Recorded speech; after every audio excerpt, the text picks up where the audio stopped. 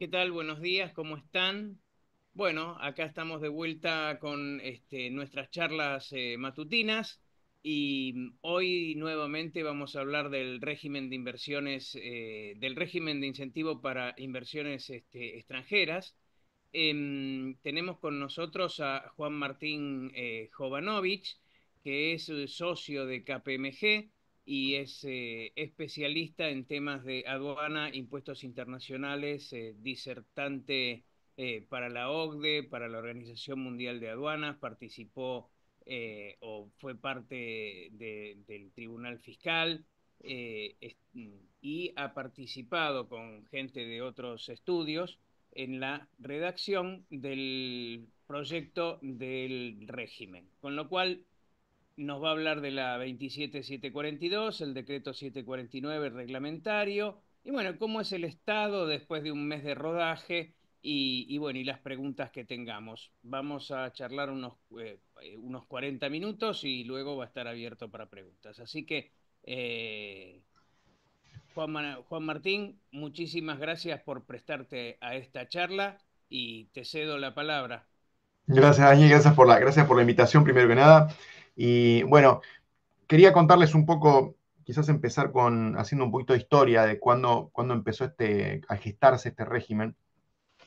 Este régimen, ven mi pantalla correctamente, ¿no? Vamos para estar seguro de que están viendo perfecto. Decía que este régimen, en realidad uno empezó a percatarse de su existencia con la ley de bases, ¿no? Con la primera ley de bases en diciembre, pero hacía mucho tiempo antes que veníamos trabajando. Eh, el RIGI empezó a idearse por allá por julio del año pasado, o sea, mucho tiempo, incluso antes de las PASO, ¿sí? Incluso antes de las PASO. Por eso algunos nos decían, pero están pensando en eso todavía. Bueno, sí, habíamos algunos que estábamos pensando que podía pasar lo que pasó. Eh, a ver, ¿cómo es el origen? El origen, esto es una idea de Guillermo Ferraro. Guillermo Ferraro, bueno, saben que fue el ministro de Infraestructura hasta febrero, hasta el mes de febrero, fue un periodo muy corto, pero esto fue una idea de él, que de hecho convocó a un grupo de gente para que lo ayuden. Eh, si quieren entender un poco el origen, esto es consecuencia. Guillermo Ferraro era director de KPMG. Hemos trabajado en varios proyectos. Y habíamos tenido, si quieren, la experiencia traumática, por ponerle, no literalmente, pero por ponerlo de alguna manera, por decirlo de alguna manera, de inversiones grandes en varios sectores. Recuerdo particularmente una en el sector minero, eh, en el cual, con la presidencia de Boric y el problema de las regalías mineras en Chile, había varias compañías mineras que habían levantaron la cabeza y empezaron a mirar afuera, ¿no? Empezaron a hacer un poco de, de beauty contest entre varios países para ver si podían expandir un poco o sus inversiones a otros países y tomaron Argentina. Y el resultado de luego hacer varios trabajo sobre eso fue pésimo. O sea, realmente la carga fiscal de Argentina era, era algo exorbitante, era algo ridículo. O sea, en un punto determinado era ridículo, lo cual se evidencia en los resultados de, de cuántas inversiones efectivamente se hicieron, ¿no? Uno compara de un lado y otro de la cordillera y se da cuenta la situación. O sea, estamos hablando de cargas fiscales reales, efectivas. Me refiero considerando todos los tributos y las cargas, ¿no? Considerando regalías, mineras, considerando impuestos a las ganancias, considerando impuestos ocultos, como puede ser, no sé, o no tan ocultos, como puede ser el impacto de débitos y créditos, el impacto de la devaluación sobre las devoluciones de IVA, ¿sí? Una devolución de IVA en un contexto inflacionario que demore en un mes, 2 meses, implica una pérdida gigantesca, implica impuestos ocultos que están, y eso daba arriba del 70% de carga tributaria. Eso antes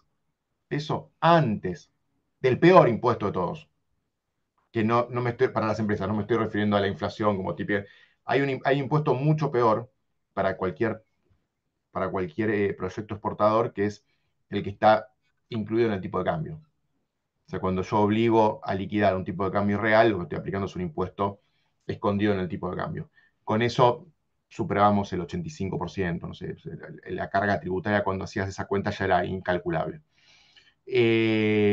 Entonces, estas experiencias lo que llevaron fue a Ferraro a decir, necesitamos, para traer inversiones importantes, necesitamos un régimen especial. Y ahí quizás algo interesante es que, claro, era un régimen, uno podría decir régimen de privilegio, porque es para algunos nada más. Entonces, eso quizá chocaba un poco contra la ideología, ¿no?, del partido de la Libertad Avanza, por lo menos, e incluso algunos funcionarios muy importantes dentro de la Libertad Avanza que con muy buen criterio decían, pero esto es un privilegio. Y si ustedes leen los primeros artículos del RIGI, claramente dice, no, no, esto no es un privilegio, lo que estamos tratando de hacer esto es un anticipo del régimen que va a venir. ¿Sí? Y yo lo han repetido varios funcionarios, lo ha dicho Kirno, lo ha dicho, hay varios funcionarios que han dicho, esto es un anticipo de un régimen que va a venir, queremos ir hacia ese lugar. Lo que ocurre es que hoy la macroeconomía no lo permite, no podemos ofrecer soluciones, o sea, no se pueden ofrecer soluciones fiscales como reducciones de impuestos en este contexto, pero para proyectos que van a madurar dentro de un tiempo y que van a empezar a pagar impuestos dentro de un tiempo, se podía adelantar este régimen sin un exagerado costo fiscal, régimen que probablemente para el resto esté disponible cuando estos proyectos maduren. Esto obviamente no es matemático, obviamente, pero creo que la idea atrás de esto era eso, es decir, mira, no se va hacia un régimen de privilegios, sino hacia un régimen de adelantamiento de estas soluciones que van a venir en el futuro, pero que para estas inversiones que de caso contrario no vendrían en este contexto y tendrían que esperar hasta que esto ocurra, bueno, se da este régimen. Por lo menos esa es la idea detrás, ¿sí?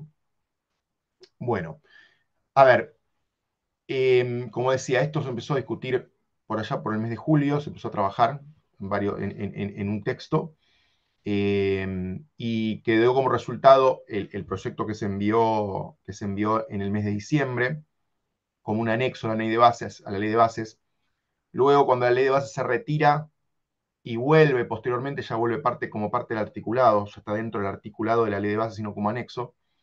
eh, Sufrió algunos cambios desde el texto original. La verdad que el texto original se respetó bastante, muchísimo, diría yo. Lo que pasa es que, claro, todo proyecto de ley eh, en un congreso, esto pasa en todos los países, no es exclusivamente en Argentina, cuando, cuando el congreso comienza a actuar, empieza a meterle los dedos y lamentablemente muchas veces no se respeta la técnica tributaria, se incluyen artículos que se negocian como se puede y terminan desvirtuando y generando algunos problemas interpretativos. Pero en términos generales yo diría que salió bastante parecido, muy parecido diría a lo que fue el texto original, con algunos puntos que ahora después les voy a contar las cosas que puede haber generado problemas interpretativos.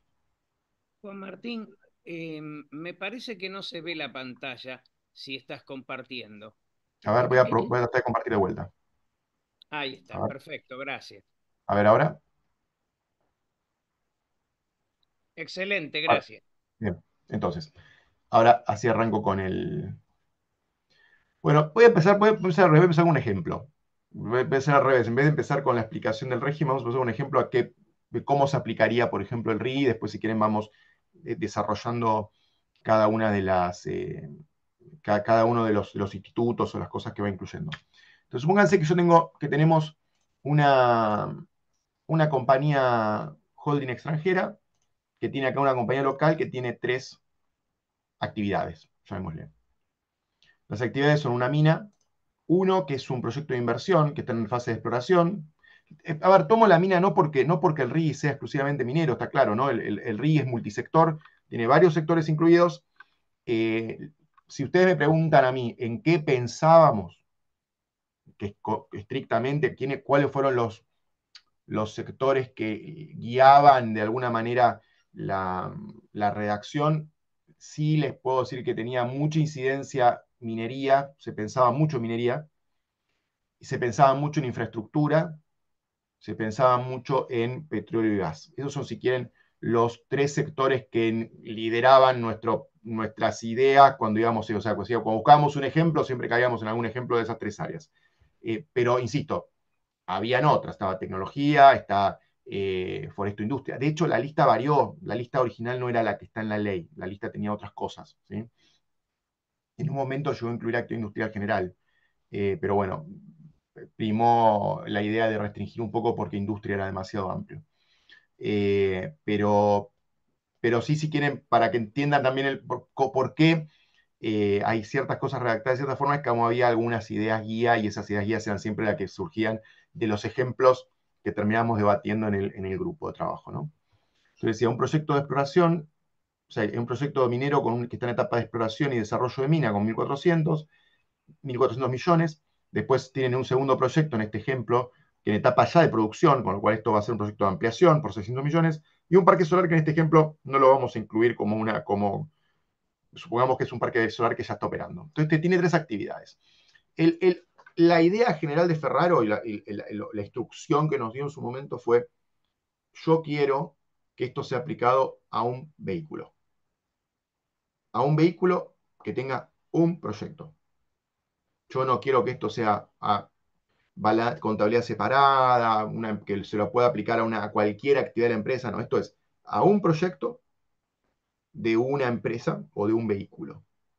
Si no queremos, ¿por qué? Porque de alguna manera no queríamos caer en algunas experiencias viejas de la promoción industrial que tuvieron algunos que tuvieron problemas. O sea, acá la idea era que esto sea lo más claro posible, lo más simple de fiscalizar por parte de la FIP, y es por eso que se cae en este concepto de vehículo, con un quit propio. Vehículo con un quit propio, fiscalizable, que eventualmente la FIP le ponga un oficial de cuentas y pueda ser aplicable a eso, que es un microclima tributario aplicable a un vehículo. Claro, la primera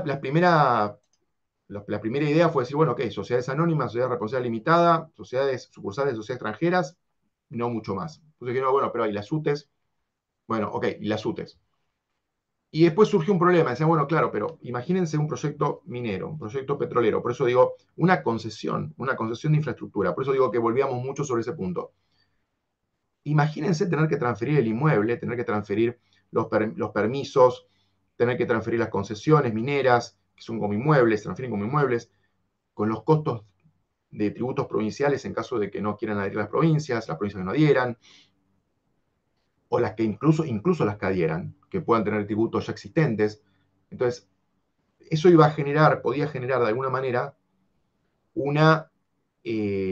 claramente un obstáculo. O sea, siempre lo que tenía en mente es que esto tenga éxito, ¿no? Que sea un régimen en el cual efectivamente se adhieran las empresas, tenga éxito, importes muy grandes.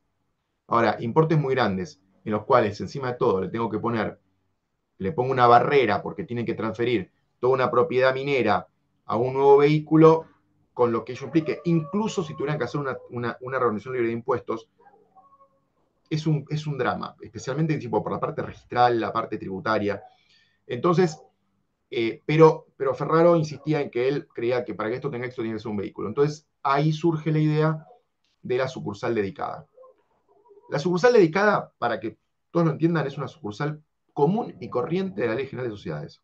No inventamos nada nuevo, no es que se creó una figura distinta, que necesitaba una modificación de algo. Una sucursal, las sucursales de empresas locales, ¿sí? existían en la ley General de Sociedades hace tiempo.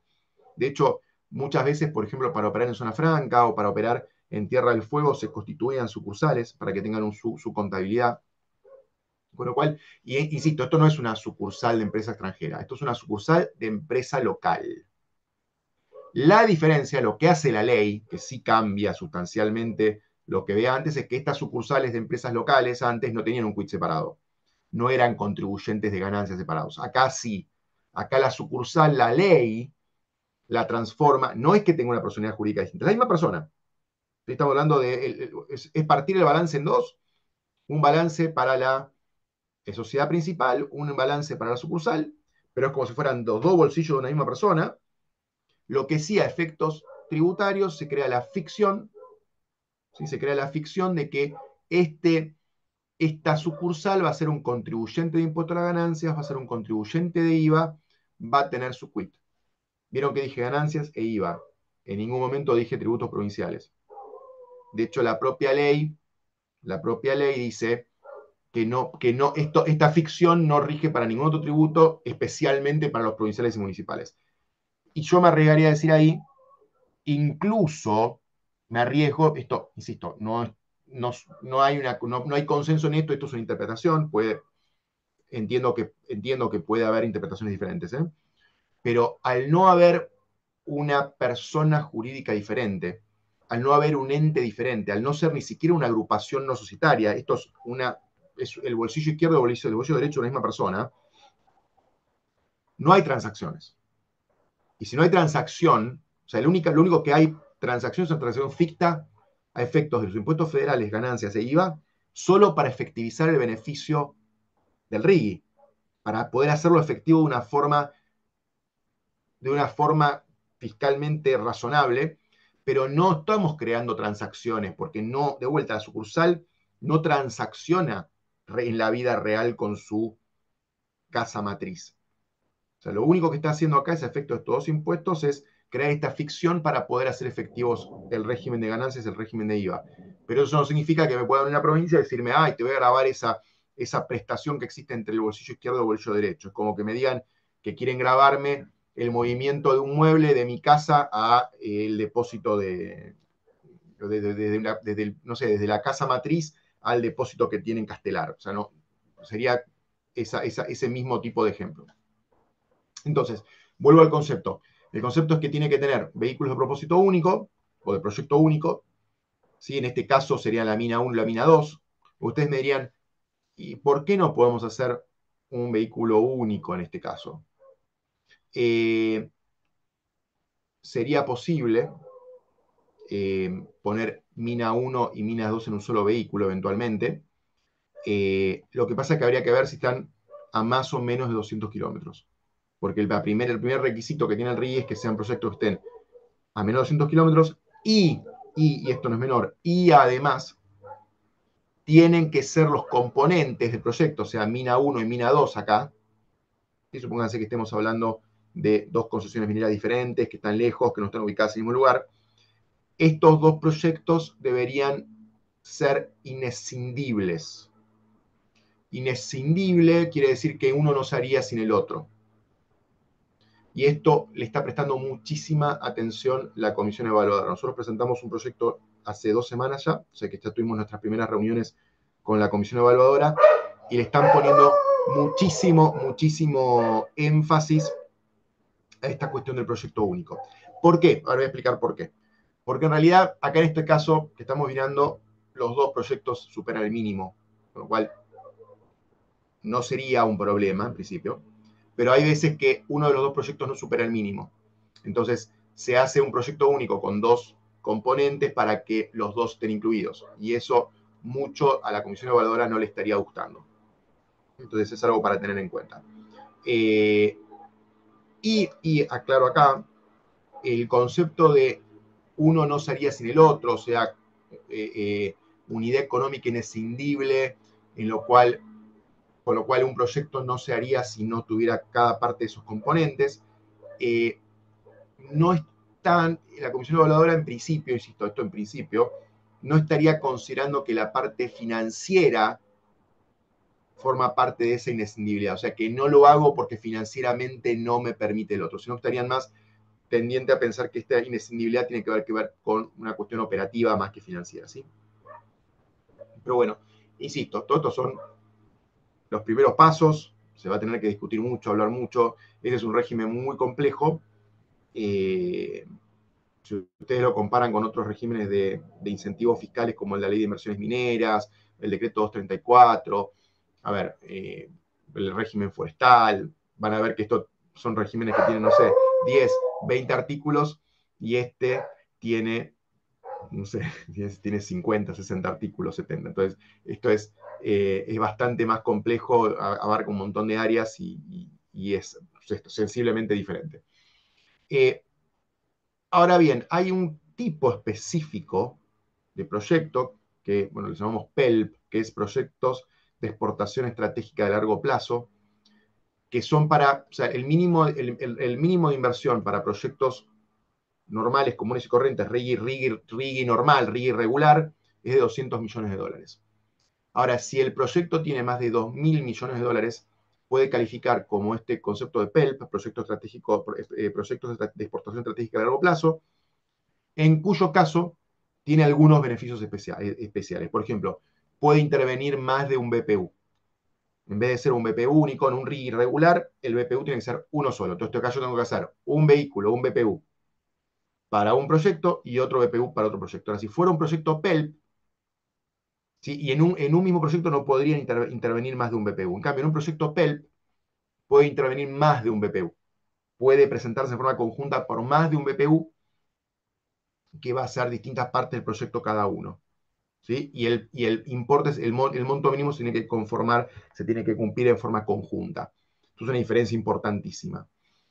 También hay diferencias con respecto a la distancia. Un proyecto PELP, dependiendo de las circunstancias, podría exceder, bajo ciertas circunstancias, los 200 kilómetros. En principio tendría que haber algún tipo de conexión física, eh, por ejemplo, una tubería, un ducto. ¿Sí? Los proyectos PELP tienen, si quieren ustedes, un destinatario bastante evidente. ¿Sí? Tienen que ver con proyectos eh, eh, hidrocarburíferos. ¿Sí? Ya se imaginan a cuáles me refiero. Y entonces, en ese caso, como les decía, podría ser un proyecto PELP que involucre dos BPUs, por ejemplo, o uno solo, incluirlo en uno solo. Los 200 millones, vamos a ver al requisito de los 200 millones. El requisito de los 200 millones de dólares, primer cuestión fundamental, porque esta pregunta siempre nos la hacen y me parece que es importante tenerlo bien en claro. No involucra la obligación de ingresar las divisas. O sea, esto no me dice, tengo que traer al país 200 millones de dólares y liquidarlos por el mercado de cambios.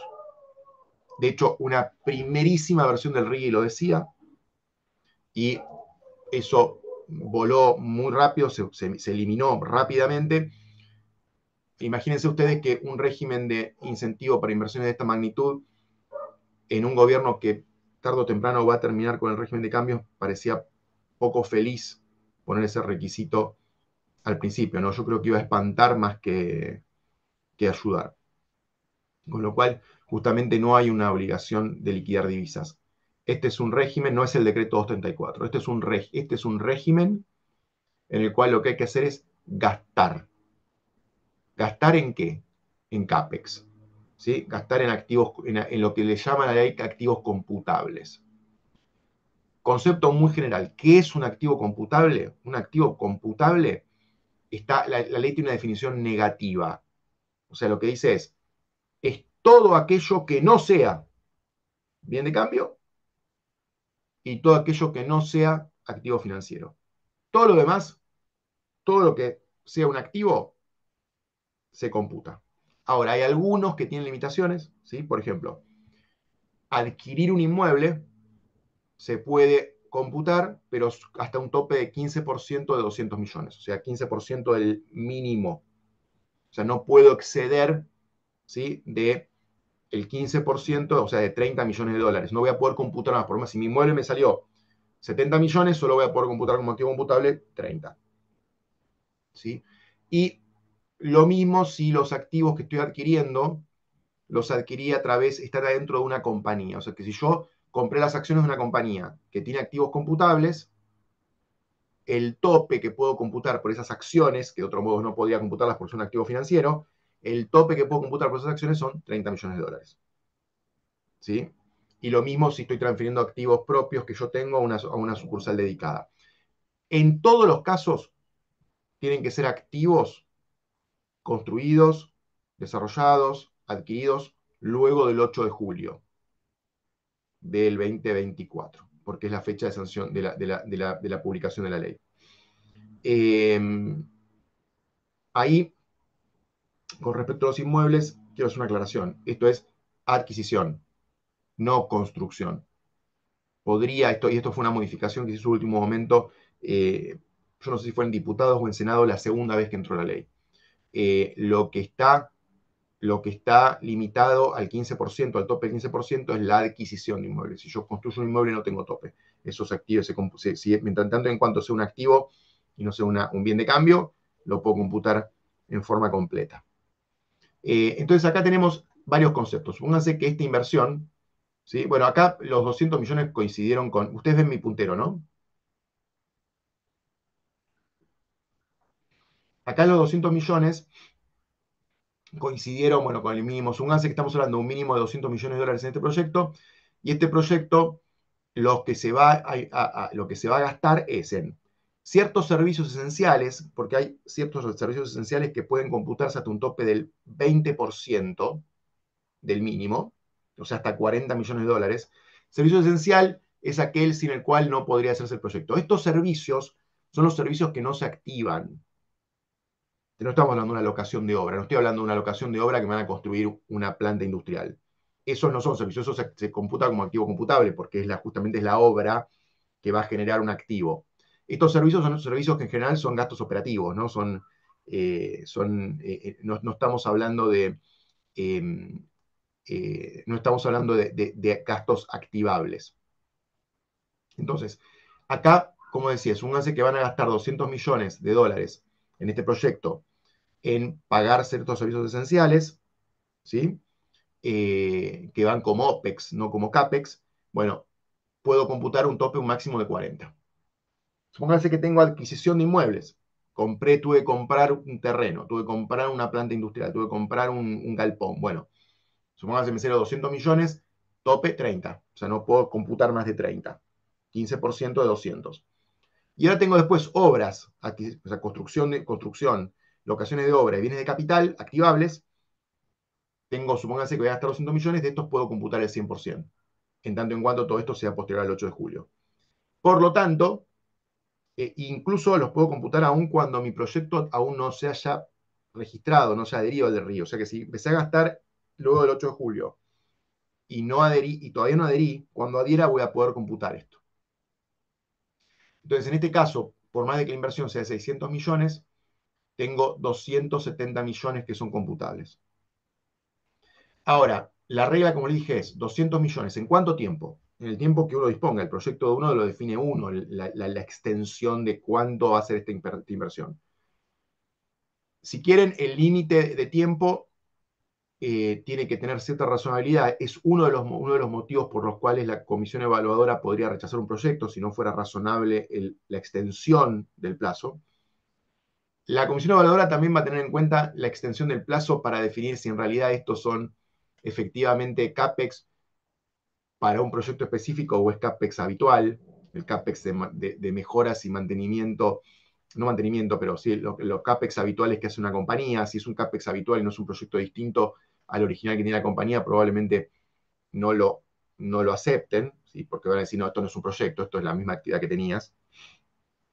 Y lo que sí tiene que cumplirse en un plazo determinado son los 80 millones en los 2 primeros años. O sea, de estos 200, hay 80 que sí o sí tienen que cumplirse en los 2 primeros años.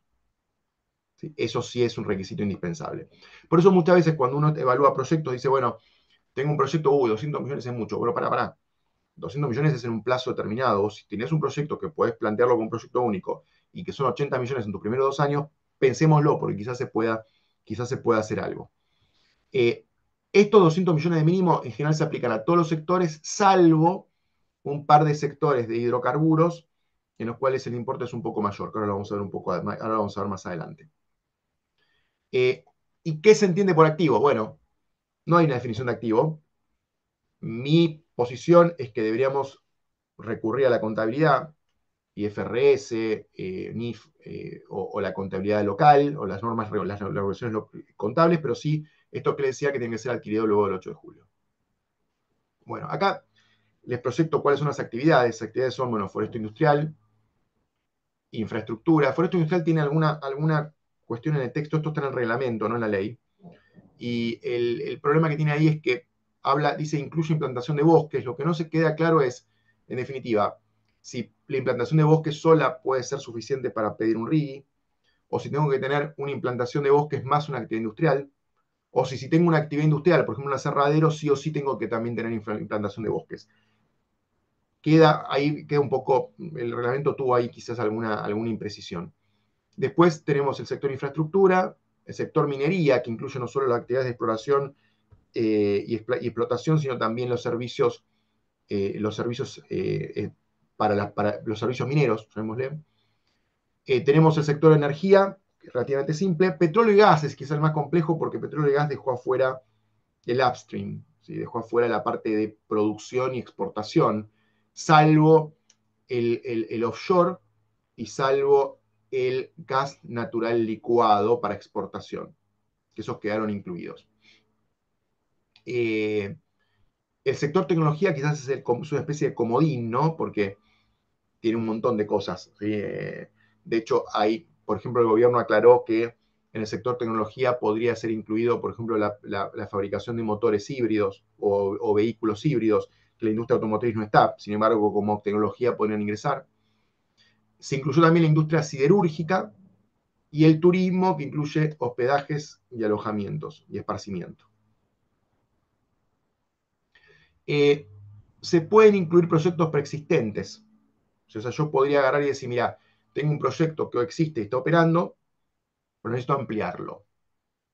Te voy a ampliarlo voy a hacer inversión de $300 millones y lo voy a ampliar, porque quiero incrementar la capacidad instalada, etc. Lo que ocurre en esos casos es que se va a calificar dentro del RIGI el propio vehículo, en tanto en cuanto tenga esa actividad única, y lo que va a tener que tener es una especie de contabilidad separada o tiene que presentar una propuesta para que los beneficios solo se apliquen al incremento de capacidad, a la producción incremental o a a la nueva parte de este proyecto, ¿sí? Entonces, eso, si quieren, es algo que se va probablemente a discutir con la autoridad. Lo que sí tiene que hacer el vehículo o tiene que hacer el inversor es hacer una propuesta. Es decir, nosotros pensamos que la forma correcta de que los beneficios no se apliquen a lo viejo, acuérdense acá quizás si quieren es un poco el principio es los beneficios se aplican a la inversión nueva. No deberíamos comer o morder eh, recaudación previa, o sea, ganancias o tributos de una actividad preexistente. La idea nunca fue reducir la recaudación del gobierno, sino bajar la carga tributaria sobre recaudación que el gobierno hoy no tiene. No reducir tributos que el gobierno sí hoy tiene, porque eso afectaría el equilibrio fiscal. Como decía, los proyectos únicos pueden involucrar más de un sector. Podría ocurrir que en tanto en cuanto se pueda, es difícil, ¿no? Porque yo tendría que demostrar que hay una inescindibilidad entre componentes que pertenecen a dos sectores. Y decía que, por ejemplo, yo tengo que hacer una obra de infraestructura para un proyecto determinado, no sé, un ducto para la industria hidrocarburífera, una línea eléctrica para una planta siderúrgica o para una mina. Bueno, en realidad eso no es un proyecto multisector, en realidad es un proyecto en el cual la infraestructura se va a considerar parte del proyecto minero o del proyecto siderúrgico. Tiene que, como decía, cada proyecto tiene que invocar un solo BPU, salvo en el caso de los proyectos PELP, ¿no? Este es el concepto de unidad económica inescindible, como le decía, la regla de los 200 kilómetros que les anticipé hace un rato. Eh, como le decía, pueden ingresar empresas preexistentes, o sea, yo podría registrar en el RIO una empresa preexistente. En principio, la infraestructura que se cree solo puede ser usada por el BPU, pero podrían ser terceros si son contratistas o incluso otros individuos, otros terceros que no sean subcontratistas, si el uso está exigido por normas regulatorias, ¿sí? En el caso, hay un tipo especial de empresa RIGI que son los proveedores RIGI.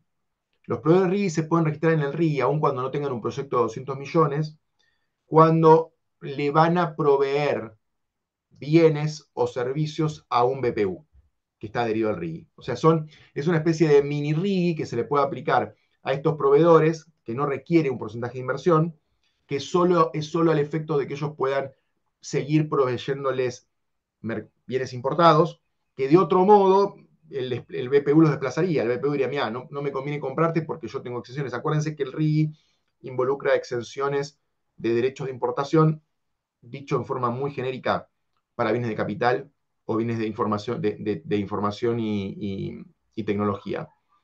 Entonces, esos, si yo no, si no le doy un beneficio equivalente al proveedor RIGI, lo desplaza porque lo va a terminar importando directamente el BPU. Entonces se creó este concepto de proveedor RIGI que solo el único beneficio que tiene es la exención de derechos de importación.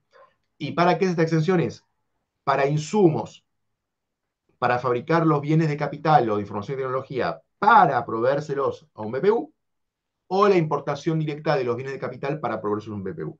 O en el caso de prestadores de servicios, importaciones de bienes de capital que va a utilizar para prestar servicios.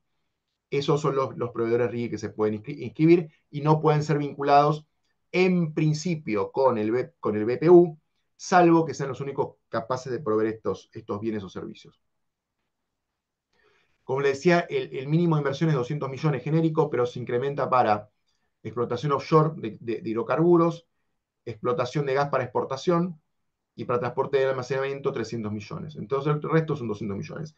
Hay sí un requisito especial que tiene que ver con la larga maduración. Esto también se incluyó a último momento, no estaba en la idea original. Y lo que no puedo, lo que para que estos proyectos califiquen la inversión, o sea, el flujo operativo, el flujo neto operativo de caja traído a valor presente, no puede exceder el 30% de la inversión también traída a valor presente. O sea, que lo que está en los primeros 3 años. O sea, en los primeros 3 años, el ratio entre el cash flow, o sea, el flujo de caja neto operativo y la inversión total efectuada en ese periodo no podría exceder el 30%. ¿Sí? No puede recuperarse más rápido que eso. Insisto, los dos traídos a valor presente, ¿no? Y acuérdense que hay un requisito más adicional, que es que los proyectos tienen que tener un 20% de proveedores locales. Hay una regla especial para definir qué es un proveedor local, ¿sí? Y tiene que cumplir un requisito de origen los bienes para que sean considerados proveedores locales. Necesariamente, insisto, un 20% de la inversión. Acá está la definición de qué es un inversor local. Yo después igual comparto porque que me estoy quedando corto de tiempo. Activos computables, los activos computables son aquellos erogados, como les comenté, era una definición negativa, ¿sí? Erogado de hecho, el antecedente de esa palabra está en la ley de ganancias, de impuestos a ganancias, en el ex artículo 18, creo que es el 25, y tiene que ver con esta idea de no es necesariamente devengado, ¿sí? No es ni devengado ni percibido, es gastado. Los servicios esenciales, bueno, yo los comenté, son aquellos sin los cuales no puede hacerse el proyecto, pero sí, eso sí, requiere para poder ser computado, requiere sí o sí que estén aprobados por la autoridad de aplicación. Los proyectos de exportación estratégica son los de 2 billones, tienen que ser, perdón, 2 billones, hasta 2.000 millones, o sea, tienen que ser más de 2.000 millones de dólares, y en los primeros 2 años, en lugar de tener que gastar el mínimo de 80, son 400 millones, o sea, tienen que gastarse en los primeros 2 años 400 millones de dólares. Esos son los requisitos, si quieren, diferenciales y que pueden tener más de un BPU. El proceso de adhesión es básicamente ya los formularios están en el TAD, ¿sí? Se hace todo por TAD, se carga todos los formularios, se cargan por TAD. Hay sí algunos detalles, tiene que haber un informe que evidencie el carácter a largo plazo, o sea, hay que presentar un informe que explique el flujo de caja. Las inversiones, acá hay sí acá hay un requisito de una declaración jurada que tiene que incorporar además un informe realizado por abogado o por profesionales de ciencias económicas en el cual explique por qué esto no va a distorsionar el mercado local. Básicamente, esto es que la empresa que va a tener el beneficio y que va a hacer la inversión no se va a transformar, no va a adquirir una posición dominante, un monopolio, si hay que mostrar que, o sea, cuál va a ser su participación en el mercado, por qué no lo va a afectar, por qué no va a afectar considerando las normas de defensa de la competencia. También tiene que incluir un informe en el cual esto se incluyó en el reglamento, un informe que explique que no se va a distorsionar el mercado cambiario.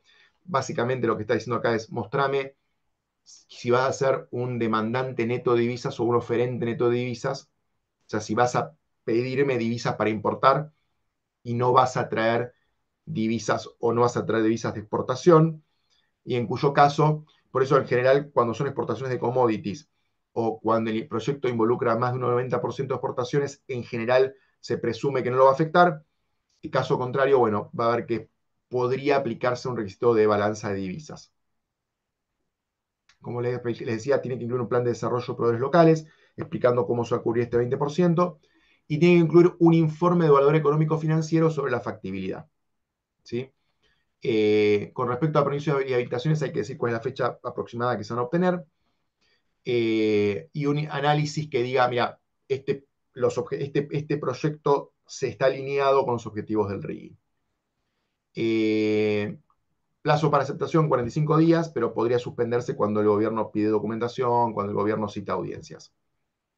Eh, quiero ir directamente a los incentivos tributarios, así los veo rápidamente y ya vamos si quieren a las preguntas. En ganancias, en impuesto a las ganancias, se reduce la alícuota del impuesto de 35 a 25%. Hay un régimen de amortización acelerada, ¿sí? Que es 2 años para bienes muebles amortizables, y se reduce en un 60% todo lo que sea obra de infraestructura o reservas, ¿sí? Reservas de minas, canteras. ¿Sí? Los quebrantos no expiran, no que no expiran los quebrantos en los 5 años, sino que pueden tener, no expiran directamente. Y luego de 5 años, si no pudieron utilizarse, se pueden transferir a terceros. Y el reclamo, esto lo incluyó el reglamento, el reclamo en caso de que ese quebranto sea malo, en el caso de que, por ejemplo, haga una determinación de oficio del BPU, diga, ¿sabes qué? Este quebranto no lo tuviste. En realidad, esa determinación de oficio no afecta a quien recibió el quebranto, quien computó ese quebranto, sino que solo puede afectar al BPU. ¿Por qué eso? Porque lo que no se quiere es que me descuenten el valor de ese quebranto. Los dividendos, luego del séptimo año, puede distribuirse cualquier dividendo proveniente de cualquier utilidad, aún utilidades provenientes de los primeros años. Si yo la distribuyo luego de 7 años, luego del año número 7, ¿sí? Tengo una reducción de la retención de impuestos a ganancia de 3,5%. Recuerden que la general es de 7. Además, se garantiza que en ningún caso se va a aplicar aun cuando el gobierno, cuando el Congreso en el futuro, si elevara la retención sobre los dividendos, se garantiza que el BPU no va a poder, no va a estar afectado por eso, va a quedar siempre con 7. El régimen de IVA creo que es probablemente una de las cosas más atractivas que tiene, ¿no? Es que eh, todas las adquisiciones de bienes de uso, todas las adquisiciones de bienes de uso para el proyecto y todas las inversiones en infraestructura, ¿sí?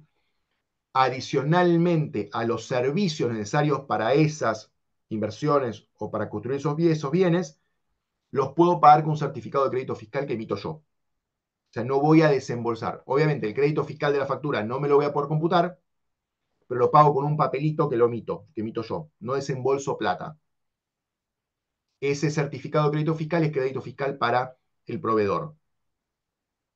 Entonces, en el Project Finance, yo no voy a tener que tener en cuenta el costo del IVA. O sea, en vez de tener que, en lugar de ser como otros regímenes en los cuales yo tenía que pagarlo y después lo podía recuperar, esperar que la FIP me lo devuelva, con el problema de que podrían haber 2, 3 meses que no me devolviera, que pudiéramos tener, o que no me lo devuelva nunca, o que me lo impugnen, y yo tener que desembolsarlo y sí tenerlo en cuenta para mi financiación del proyecto, acá no, acá directamente no lo pago.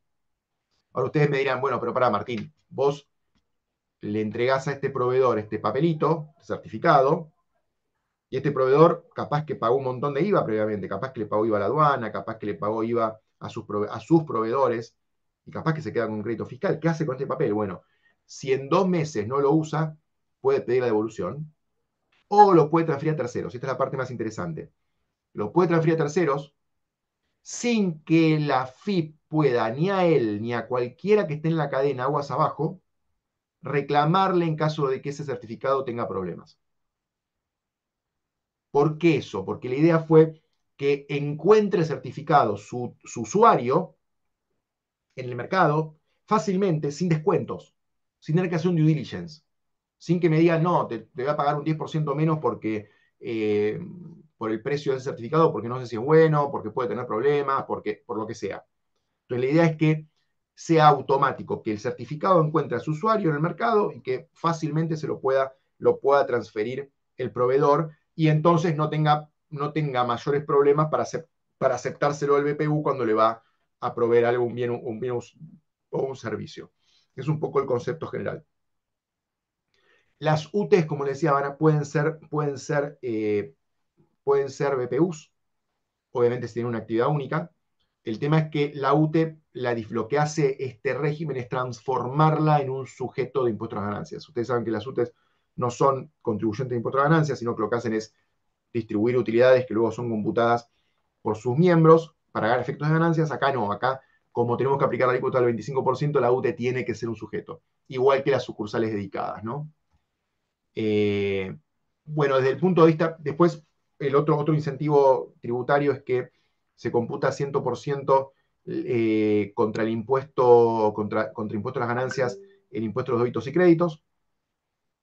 Desde el punto de vista de los incentivos cambiarios, hay la liquidación, existe un cronograma eh, eh, que permite liquidar divisas, tener excepciones para la liquidación de divisas, básicamente luego de 2 años de transcurridos 2 años, la liquidación desde la puesta en marcha, contada de la puesta en marcha, las divisas puede dejar de liquidarse un 20%, luego de 3 años un 40%, y luego del cuarto año se deja de liquidar el 100%. O sea, no tiene más obligación de liquidar divisas el BPU de ahí en adelante. Aun cuando cambie el régimen cambiario, no tiene más obligación de liquidar divisas.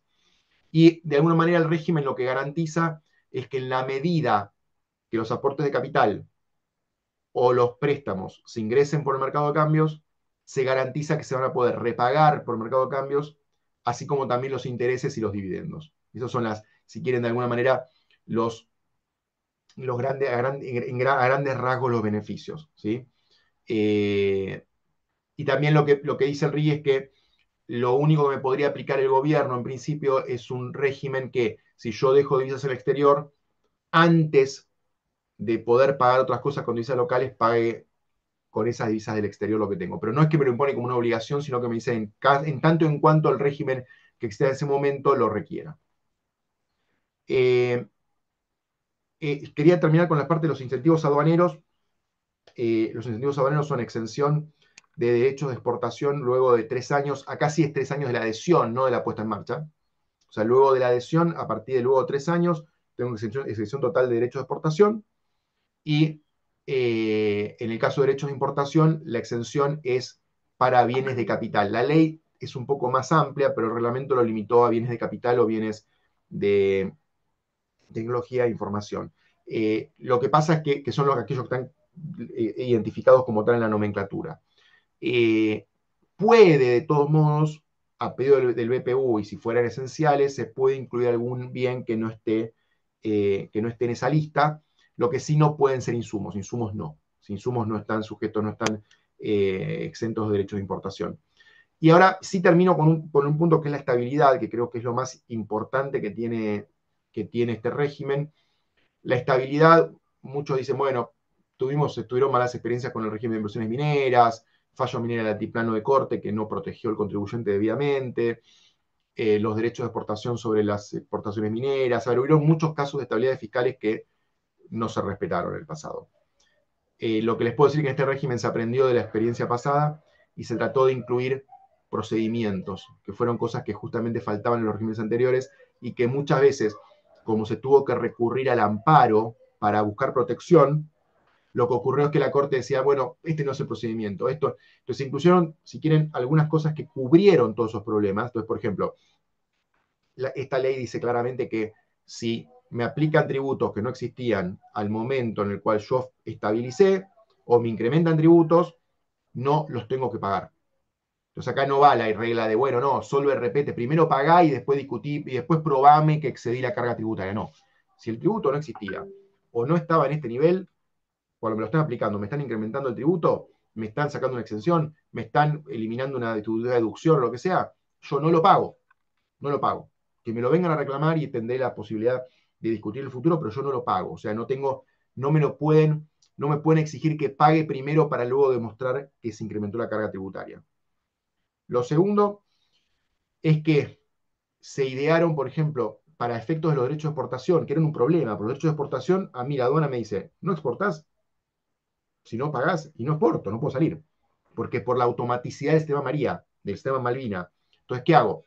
En esta ley lo que se dice es, la aduana tiene que garantizarte un sistema de liquidación manual de derechos de exportación o de importación en caso que vos no estés de acuerdo con lo que se está queriendo cobrar. No te puede impedir importar o exportar porque vos haces tu propia liquidación en el sistema. Eso es lo que dice la ley. Entonces ahí se solucionó todo, con eso soluciona todos los problemas que tenía la ley de inversiones mineras, que cuando la aduana vino dijo, si no pagás los derechos de exportación, no exportás. En el caso cambiario, que no es menor, lo que se buscó es un sistema de, si quieren, de procedimientos, en el cual lo que dice es, si yo, el Banco Central me obliga a liquidar divisas, el Banco Central no me permite el acceso al mercado de cambios por alguna razón, y yo presento un reclamo ante el Banco Central porque me vulnera mi estabilidad, hasta que ese reclamo no esté resuelto con sentencia definitiva pasada en autoridad de cosas juzgada por una autoridad judicial, por un juez, no me pueden iniciar sumario infraccional a los directores, al presidente, a los que firmaron las declaraciones juradas de los bancos. ¿Por qué eso? Porque queríamos sacar a los rehenes, o sea, que no queden, que esos funcionarios no queden de rehenes del Banco Central. Entonces, lo que se está haciendo, lo que se hizo fue crear un procedimiento, de que se pueda eliminar ese riesgo que uno tenía, es decir, yo no creo que tengan que ingresar divisas, no las voy a ingresar. Bueno, esa es la forma en la cual sacamos a los rehenes del medio. ¿Sí? Ese es un poco, bueno, entonces lo que decía. Y bueno, finalmente, que este régimen incluye un arbitraje internacional, o sea, tiene un montón de protecciones. Por eso digo, es muy, pero muy diferente a regímenes de promoción anteriores. Con esto paro ahí, creo que queda poquito tiempo para preguntas, pero bueno, quería hacer la aplicación lo más amplia posible. Perfecto, Está- Juan Martín. Clarísimo todo. Yo tengo una duda personal que no sé si se llama Rigi o Rigi, pero,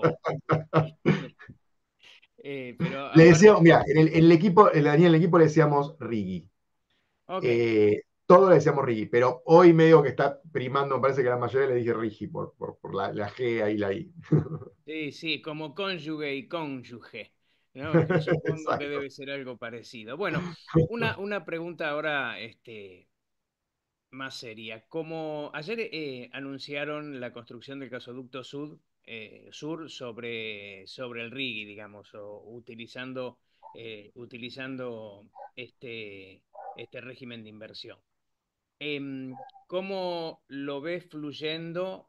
¿Cuál era la expectativa al crearlo? ¿Van adelantados, van atrasados? ¿Están conformes con con la implementación y con el crecimiento que va teniendo? ¿Se cumplen las expectativas? En realidad es la pregunta, ¿no? Daniel, personalmente, nosotros vemos mucha actividad en el RI, por lo menos desde KPMG, muchísima actividad. Eh, de hecho, te diría que estamos en este momento trabajando en más de 12 proyectos, ya trabajando.